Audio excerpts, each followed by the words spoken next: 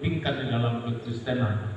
Ibadah boleh, doa boleh, semuanya boleh, perayaan boleh, tetapi apakah ada perubahan dalam kehidupan kita? Nah, di dalam Roma 8 ayat 17, Roma 8 ayat 17 dan dikatakan, ayo sama-sama kita membaca. Roma 8 ayat 17. Sudah sama dapat? Dan 1, 2, 3. Dan jika kita adalah anak, maka kita juga adalah ahli waris. Maksudnya orang-orang yang berhak menerima janji-janji Allah, yang akan menerimanya bersama-sama dengan Kristus, yaitu jika kita menderita bersama-sama dengan Dia, supaya kita juga dipermuliakan bersama-sama dengan Dia.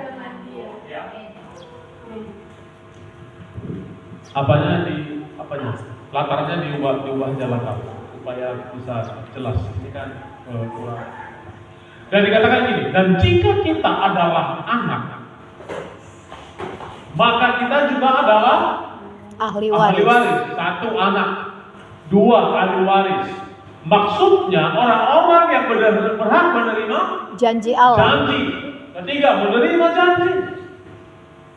Yang akan menerimanya bersama-sama Kristus jika kita menderita bersama-sama dengan Dia, supaya kita juga dipermuliakan bersama-sama dengan Kristus. Dia. Kita sadar dulu, kita tahu dulu posisi kita. Ketika Tuhan berkata, jika kita adalah anak,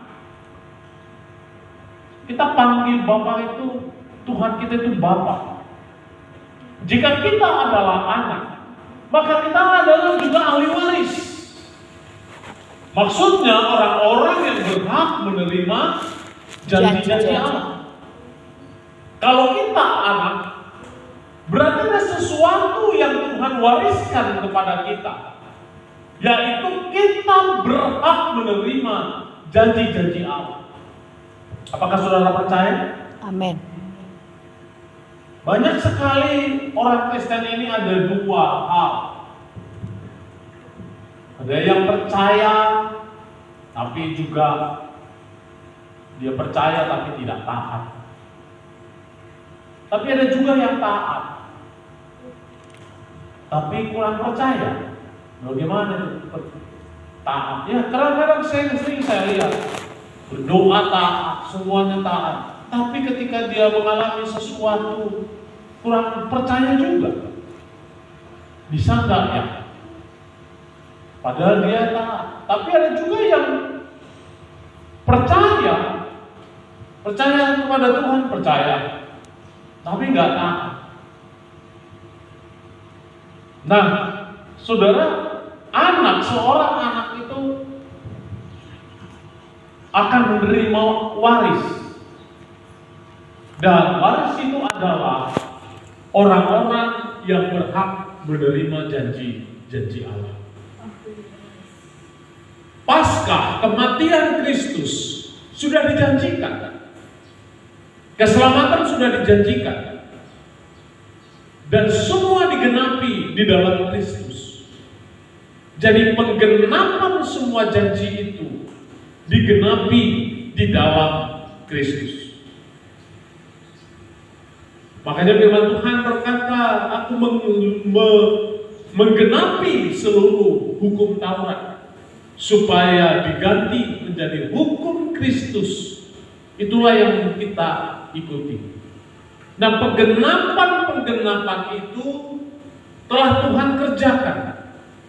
Para nabi-nabi menubuatkan akan kelahirannya, akan penderitaannya, dan akan kebangkitannya. Dan semua Tuhan kerjakan dengan sempurna. Dan itu semua di hadapan kita. Tetapi sering sekali hal itu kita membuat kita itu bukannya semakin semangat, bukannya semakin berpengharapan. Justru kita ini semakin merasa itu murah semuanya. Sudah ditebus kok. Sudah baik kok semuanya. Ya sudah, begini pun sudah masuk surganya. Tapi tidak ada ketaatan di situ. Sama seperti anak yang terhilang. Dia percaya nggak dengan bapaknya? Percaya. Dia terima waris nggak? Terima waris. Tetapi dia nggak taat. Dia tidak mau mentaati bapaknya, dia pergi begitu saja. Kenapa saudara? Karena dia tahu bapaknya itu kaya.